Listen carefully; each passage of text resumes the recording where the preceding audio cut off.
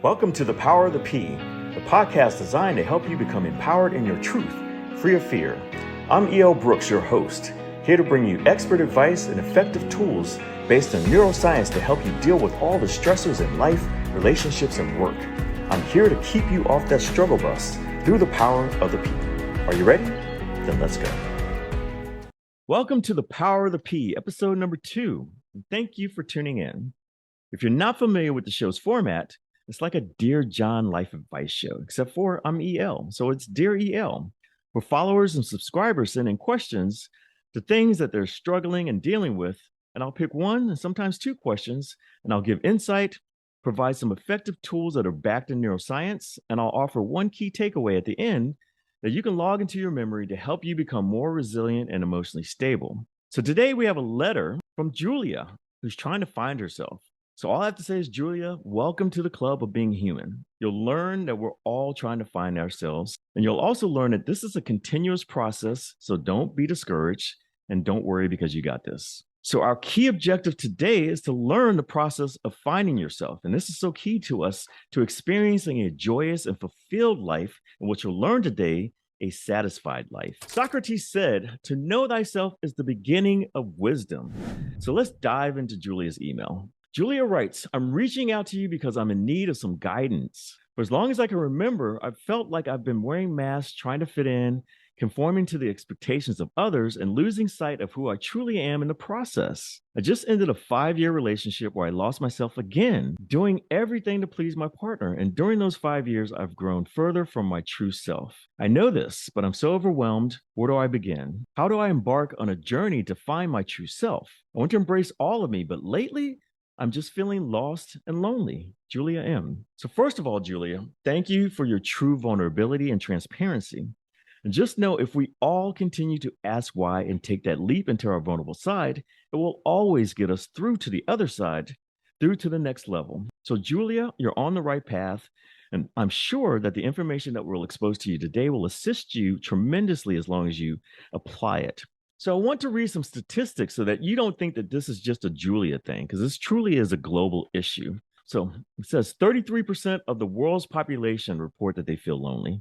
52% of Americans report feeling lonely, and 58% of those Americans report that they sometimes feel like no one really knows who they are. So I could give you all kinds of intelligent reasons why that is, but I'm going to keep it really, really simple. You see, we're born pure love at the core, and we're introduced to a society that is programmed around self-loathing. So we're all experiencing what is called cognitive dissonance. And that's because we don't know who we truly are.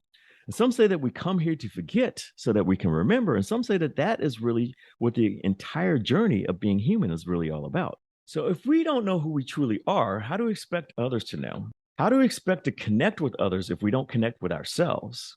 We have to realize that our battle is an internal battle between love and fear. Our core self and our shadow and our ego states that form what I call our self gap that needs to close. I call it the 6 degrees of separation. So everyone really wants to know who they are. To know thyself is to know your soul. Note Sultan. I think that's how you pronounce it. And if I got it wrong, I apologize. But those are the words that are inscribed in the temple of Apollo at Delphi in ancient Greece. So I recently saw a podcast with Mathew McConaughey and Ed Marlette around this very same topic. So ironically, the planets are aligned for you today, Julia. I actually read your email, then I saw the podcast and decided to incorporate some of the terms that Mathew was mentioning that align with some of the methods that we use. So you've asked the universe the oldest question known to all humans, and it's about to answer you through Mathew McConaughey and me, EL. All right. All right, I had to say it once. Pretty cheesy, right? All right, so back to business. Mathew said, and I agree, that finding your identity is more of a process of eliminating than a discovery. And I always tell everyone that you need to look. You can't find if you're not looking. My grandmother used to say, if you go looking for something, you're going to find it. Might not be what you want, but you're going to find it. And Marcus Aurelius said, look well into thyself. There is a source of strength which will always spring up if thou wilt always look. So finding yourself again is part discovery, but more elimination once you discover what's not aligning with that source of strength within you. Which, by the way, that source of strength within you is your soul. It's the habits that don't serve you. As Mathew McConaughey said, They don't give us green lights in the future. Green lights are the habits that are consistent with the integrity of your path. And he calls it the science to satisfaction, the habits that serve you and pay you dividends. What are you eating that makes you feel good versus what are you eating that makes you feel off? Eliminate that. Who are you hanging out with that fans your flame, as I always say, versus who's trying to piss on your fire and throw shade? Eliminate them. What time are you going to bed? When do you feel rested? When do you feel off? Discover how many hours of sleep that you need that will pay you dividends and eliminate all the other patterns. He says when you eliminate all the bad, you'll catch more green lights. And I've personally been living this way for 8 years. I don't call them green lights, but I love that reference because it sticks with you, which is the reason why I'm bringing attention to it. It's easy to remember. And let me show you how aligned I am with you, Mr. McConaughey. On my phone for the last 8 years, I have this daily reminder. I don't know if you guys can see that or not, but I'll read it to you. And it says, replace current habits that are not serving my truth with successful habits that will. Being disciplined is better than being motivated. So Matthew says the science to satisfaction leads to the art of living. And I love that statement. But what does it mean? To me, it means living with full intention, focus solely on what lights your soul on fire. What sets that soul on fire? And that's being mindful of all of your experiences, the good, but more importantly, the bad, so that you can eliminate, you can edit and design the life that you desire and deserve. Now, we codify the science to satisfaction in 4 stages that we'll cover as we go along. And then you'll discover the 5 phases of designing your life, which is our version of the art of living. It's 9 touch points to manage the quality of your life with the objective to live wholeheartedly and free. Now, my experience is that you cannot appreciate anything great until you've experienced something bad. That is the duality of life. We appreciate the beauty of the rainbow because the rainbow always follows the rain. We don't take the rainbow for granted because it represents the calm after the storm. It gives us proper perspective. That's the power of the P, right? Most people can't appreciate what they have because they don't know what they're looking for. So they continue to chase everything. And I'm here to tell you what you're really looking for is an emotion, and that emotion is love. Emotions are associated with meanings. So we put a meaning to the things that make us happy, that we're programmed to chase because we're made to believe that this is what a happy, successful person is supposed to think, do, and more importantly, have. We make that mean something, but the meaning underneath the career success, the financial success, that successful, loving relationship is love. It's the association with those things that make us feel that we really matter and that we're worthy. But if we achieve these feelings externally, we're associating our identity with someone or something to make us feel good. So if and when we lose that thing or someone, we suddenly feel unworthy. We have doubt, anger, shame. We lose our identity because it was attached to something outside of ourselves. Does that make sense? Well, if it makes sense, now let's make it make dollars. Let's make it pay us dividends. What we're really trying to find is self-love. And we can only find that by looking within ourselves. We need to drop down inside ourselves. As Abraham Hicks says, we need to tap in, tune in, and turn on. But sadly, what most of us unconsciously look for are short-term payoffs. But short-term payoffs usually have long-term damage because short-term payoffs are in the wrong location. And when we search in the wrong location, we find validation, false forms of acceptance, and mostly fantasy. But that's not what the soul is looking for. So we move on and continue to chase. And unfortunately, a lot of people stay stuck in this pattern because they haven't learned how to eliminate the bad. So the process of eliminating is really determining what's not paying you back in the long run. What patterns? That's always around patterns. But too many people are focused on instant gratification, so they can't see their patterns. So you need to write this down. Chasing instant gratification will always keep you distracted. So you need to develop skills.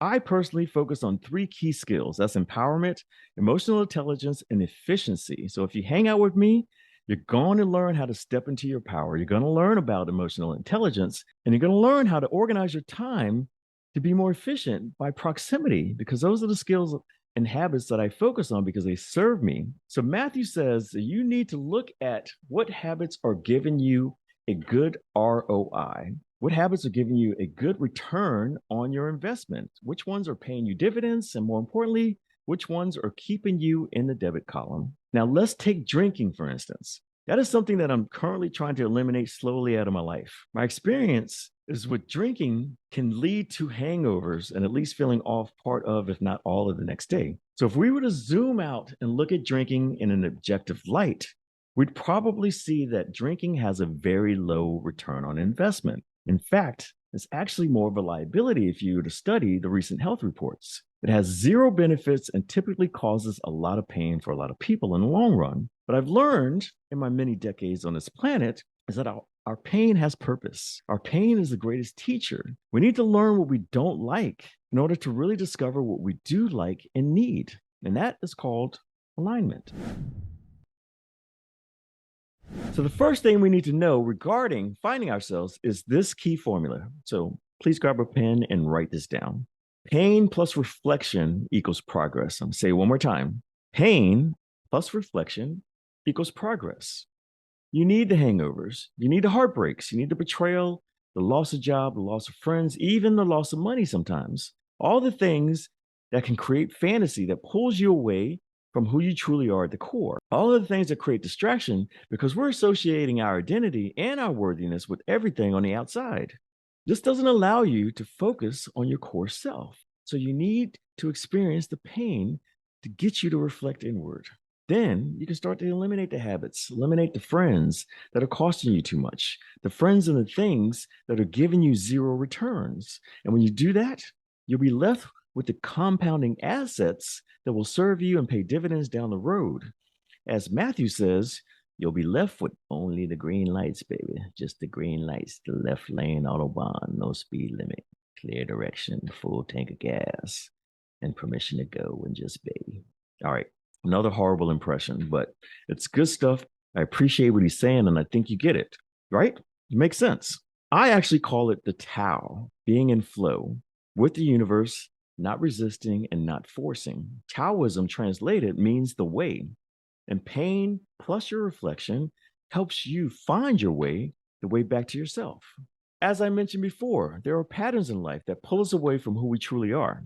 Matthew reflected back in the day when he had less than $1,000 to his name, and he was so desperate to find an agent. He was like, I need an agent. And his buddy was like, no, you don't. You need it too much. You need it too bad. They'll smell it all over you. And you'll be one and done, and you're better than that. He said, what you really need is go hang out with your buddies, go ride your motorcycle, come back, reset, and just be yourself. And that's what he did. He went out with his buddies, rode across the country on his motorcycle, and he came back. And when he came back, his buddy was like, now you're ready. And Matthew said, ready for what? Because he was so locked in, being in the moment. And his buddy said that we have a meeting with William Morris tomorrow. Matthew said, had he gone into that meeting 5 weeks prior when he really wanted to, he would have blown it. He would have leaned into that meeting. He would have oversold himself and he would have talked too much and they would have smelt it. Instead, he went into that meeting thinking that they actually needed him more than he needed them. And it was that shift that made all the difference because he knew who he was and what he was capable of. And at the time, he only had one movie to his credit, and it was Dazed and Confused. So I can tell you what Matthew did. Matthew got into the receiving mode. Matthew believed he was worthy, and he closed that self gap. I call it bringing our light back into our shadow and our ego that simultaneously blinds the ego that allows you to just be. Desperation is an extreme behavior. It's a byproduct of fear.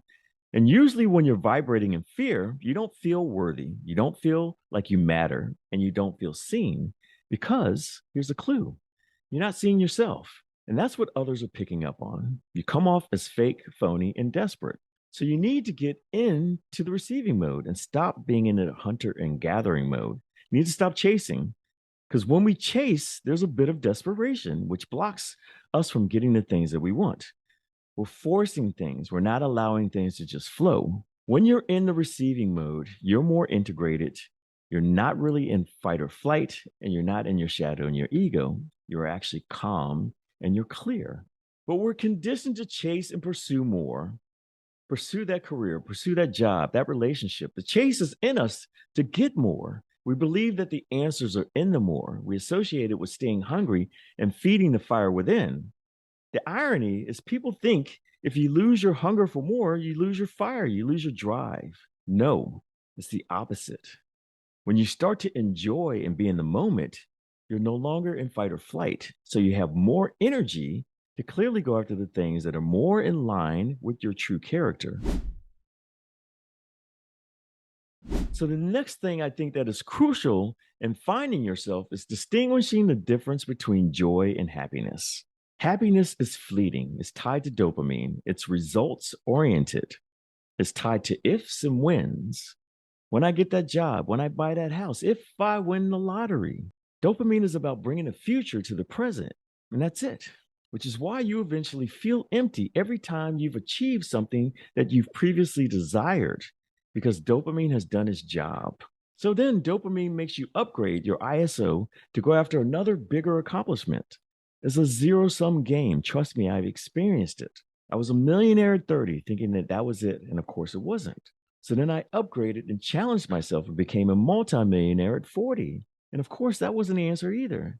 Then it was the dream houses, the fleet of cars, the watches, nothing stuck. So I tell everybody happiness is a moving target, which is why the richest kings and the current billionaires can never get enough.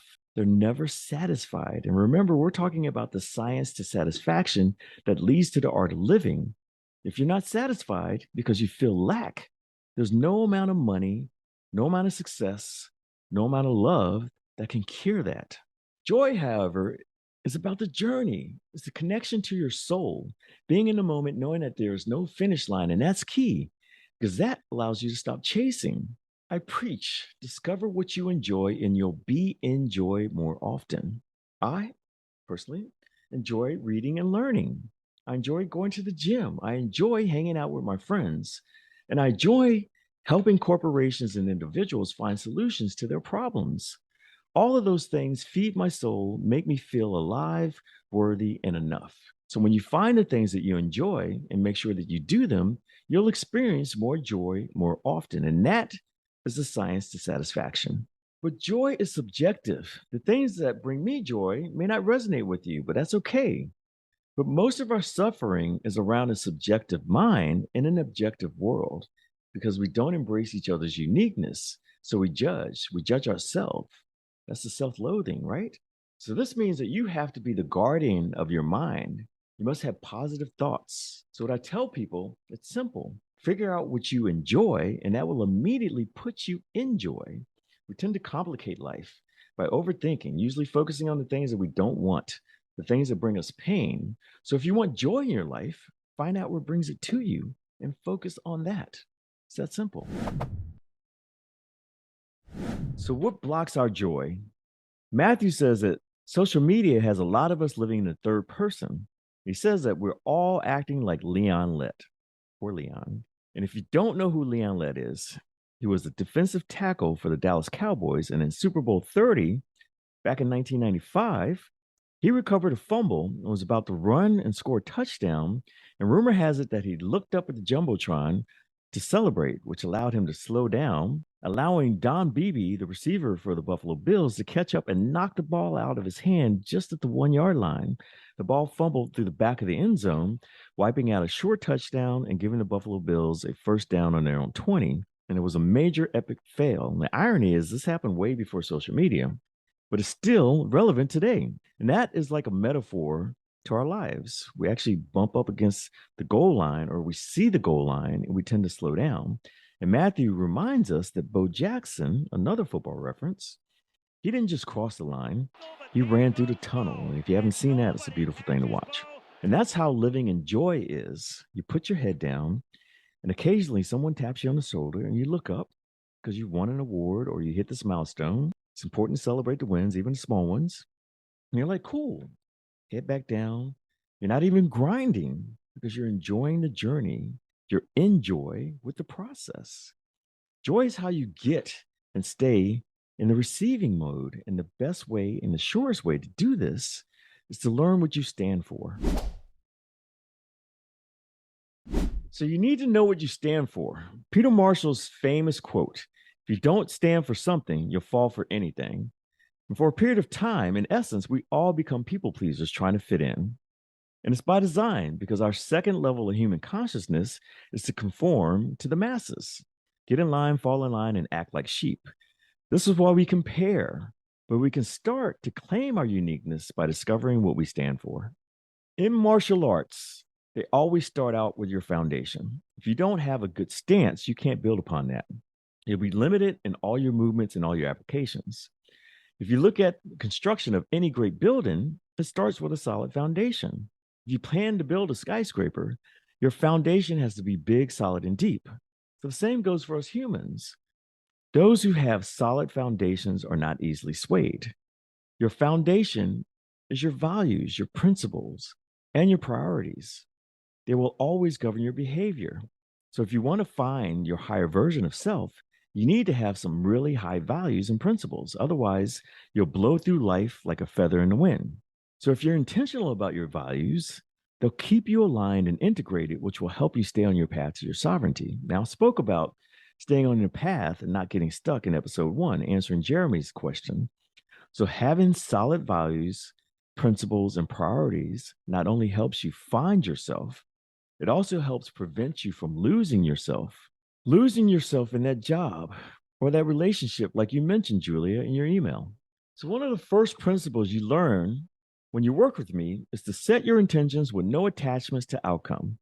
Just keep your head down and keep running past the goal line. That's freedom. When you can immerse yourself into just doing, not caring what they think or thinking that they care, that's freedom.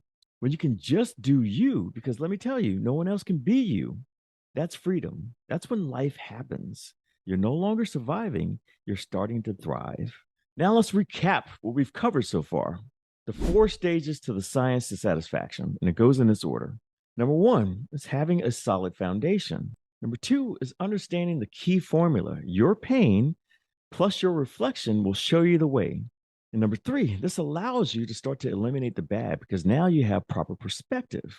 And number 4, because you have proper perspective, now you start to understand the things that bring you joy, that put you in joy. And that is the science to satisfaction. And this allows you to just be with no destination, no end zone, no attachments to opinions and outcomes. Really, the law of detachment, which is the second principle you learn working with me, which allows you to now begin the art of living. Rick Rubin says that all that matters is that you're making something that you love to the best of your ability in the here and now. So working on yourself is a full-time job. Just make sure that you have job security. And that simply means that you're committed to always working on yourself to improve and grow. So how do you do that? Well, you need to make sure that you're living a very intentional existence. That's designing the life that you desire and deserve. And you have to remember that you're the creator always, and you're the artist. But you need to know what your grades are in life. You need to understand what the report card consists of so that you can start to grade your life. I always tell people you can't manage what you don't measure. So when we think about it, we're all actually trying to manage our lives, right? So one can say that finding yourself and maintaining yourself is very similar to project management. So why not implement a mechanism that represents the 5 phases of project management? And voila, that's what we teach. Now let's discover the 5 phases to find and manage your life. Number 1 is initiate a mechanism to discover your gaps. Number 2 is recognize the gaps that are in the red so you can design a plan to close them. Number 3 is execute on that plan to close the gaps by eliminating the bad and replacing it with all the things that serve you. And number 4, monitor what's aligning with the source within. And again, that's your soul. And also monitor what's causing you to remain sick, stupid, and stuck, or sick, stupid, and slow. And finally, number 5 is enjoy the process and figure out a personal cadence for you to reflect and repeat the process. What you'll learn is the more frequently that you measure, the more rapid you can course correct and stay on your desired path. Now, I'll personally encourage all of my clients to reflect quarterly. That's every 3 months. And that's a great way to continue to find and manage yourself. Remember, I said that this is a continuous process. When we stop learning, we stop growing. All stoppage begets more stoppage. Now, let's take phase 1. Find a method or process to measure your current baseline. Now, here's where the rubber hits the road. To find yourself, you need to work on defining yourself. And to define yourself, you need to know where you are. Again, when performance is measured, performance improves. When performance is measured and reported back, the rate of improvement accelerates. So the first thing we need to do is to fight our distractions with intentional distraction. We need to stop scrolling and comparing. Comparison is the thief of all joy. So stop looking at everybody else's life and comparing. The analogy that I use, it's like you're in your own car trying to navigate your own vehicle, but you're using someone else's GPS system. You're not plugging in your own coordinates in your own vehicle, so you're not going anywhere. And you can't go anywhere unless you have two critical data inputs. Number one, where are you starting from? And number two, what's your target journey? What direction do you want to go? So no GPS system will work without the first data input. Where are you? So let's start there.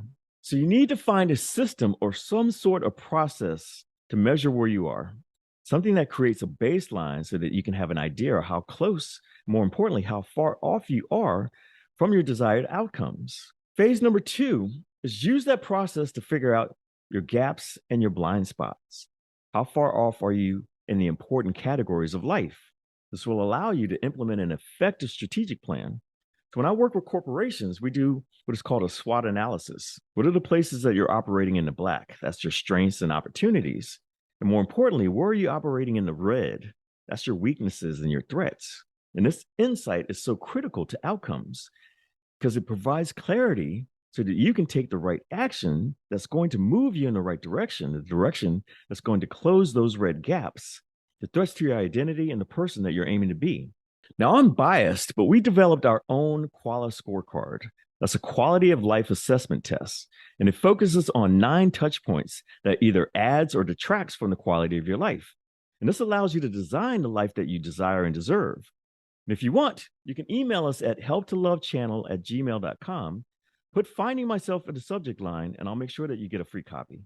So the 9 touch points are as follows: love and connection, emotions and inner peace, truth and purpose, health and happiness, life balance is key, and intentions, stress and pressure, wealth and prosperity, physical and psychological, that's a big one, and perspective and expectations. And when you take our assessment test, it will generate a score that has 3 measured results. The first one is optimum quality. This is what we're striving for, alignment, what Harvard studies have shown and proven to be the best qualities to a long, fulfilled, and satisfying life. Number 2 is honorable quality. You have your sights on the target, so you're making the right adjustments to get to optimum. And number 3 is need more intention. And sadly, this is most people's baseline. And if you don't improve, you're almost guaranteed to live a mediocre life in survival mode, which is why this is so important to find yourself and manage those qualities. Now, one of the aspects of life that no one gets to avoid is continuous work. Whether you have an optimum quality score or a need more intention score, you have to continue working on yourself. You have to measure to see what changes are happening and why. Because change is the only constant in life. Everything changes. We're either upgrading or downgrading in real time, moment to moment. Matthew calls it debits and credits. You need to keep operating in the black, similar to what I mentioned with my approach when I'm working with corporate clients. When you're operating in the black, it's all profits, it's all payoffs. When you encounter some reds, you now have the awareness to take immediate action to course correct. I'll give you some examples. So for me, I'm an entrepreneur, and the mistake that most entrepreneurs make is spending too much time on the business, even if the business is in the black, in solid black. Our family life tends to slip into the red. Even our friends can slip into the debit columns. For moms, at least most moms, it's all about the kids. So they're fully operating in the black when it comes to taking care of their kids. But their wife duties, date nights, the intimacy with their spouse is usually slipping in the red. So I work with couples and I see it all the time. But the biggest one that tends to slip into the red for everyone, young, old, men, women, other, is our health. We're so focused on chasing and pursuing from an external means that we neglect ourselves. We neglect our health. We're not putting on our oxygen mask. We're not sharpening our saw because we're continuously sawing away. Again, we're outward facing, blindly chasing something or someone to make us feel complete inside. It's the wrong approach. You have to find yourself and you have to love what you find to continue to grow. At my highest financial net worth, that was all in the black, my physical health was deeply in the red. It suffered. And even though I could feel it, it wasn't confirmed until I received data from my doctor. That's when I had the awareness to take actions to close the gap. I could see the score, which allowed me to be intentional about improving it. If I showed you a picture from 10 years ago, you'd see a person who looked much older than I do today. I looked older, I felt achy, but those looking from the outside in would say I was living an amazing life. But my qualia score was in the need more intention zone. It's called outwardly successful, inwardly tortured, which is why you should never compare. You don't know what's really happening, what's going on inside of people. So just stay in your lane and just do you. So by checking in and measuring where we are currently in life at any given time, we can better navigate and close the gap to who we want to be. So if you're at a need more intention score, that happened for a reason. And that reason probably saw a gradual change that compounded over time that got you to this place. Now, I have a funny story that kind of explains how this happens. So I have a large shower head that has about 30 mini spouts. And I had this brain fart because I was wondering why the shower pressure was so low. I started checking the shower pressure in the bathroom and all the sinks were operating fine. It was just the shower head was kind of trickling. And then it dawned on me, like, even though I never had to experience hard water in my Southern California place, my place I used to have in Palm Springs had hard water. So it was customary to check the pipes and clean the shower heads. And I said, why don't I just try and clean the shower heads?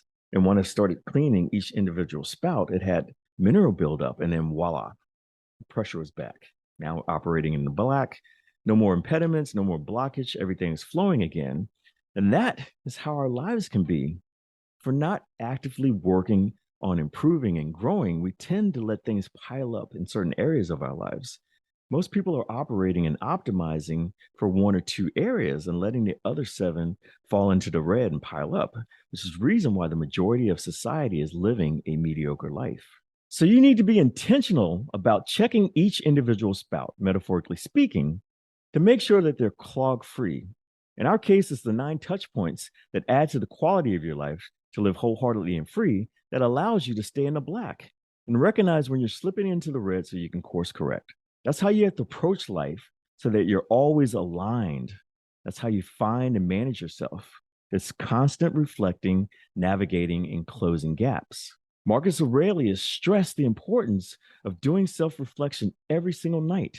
That's how he ensured he was becoming the person that he wanted to be. And that's how you stay on the path. So my takeaway is this. In life, all we're ever doing constantly is collecting data. When we're not focusing on what we want, our subconscious is collecting data to confirm a hidden fear belief that causes us to be stuck and unaligned. It's unconsciously filtering our inputs through a fear lens, and this causes us to focus on what we don't want, the pain, the problems, and the doubt. But once we are aware of what we do want, we have better control over the inputs. And we can eliminate the things that cause us the pain and be clear about the things that bring us joy. And joy allows us to stop chasing imaginary destinations because we now know there's no finish line. And again, one of the ways to get there, Julia, and everyone else that's listening or viewing this, is by implementing the 4 stages to the science to satisfaction and the 5 phases to finding and managing your life. That is the art of living. Wholeheartedly and free, green lights, fast lane, Autobahn, permission to go, and just be. Really to just be you. Now you know. One love. Today's episode was sponsored by Help to Love, a platform to open your mind, achieve mental agility, and integrate into the person that you're meant to be. With a wealth of resources and expert advice at your fingertips, Help to Love makes prioritizing your mental well-being easier than ever. It's a non-judgmental approach to mental wellness to help you design that 10x life you deserve. Sign up today at www.helptolove.com. Join the thousands of users who have already discovered the transformative power. Register for the free webinar that will open your mind and plant seeds for your ultimate breakthrough. If you felt this episode was helpful and insightful, please like, share, and subscribe so that you'll be notified of all of our upcoming content and special announcements. I'm E.O. Brooks, your host. As always, I thank you for your support and especially your time. One love.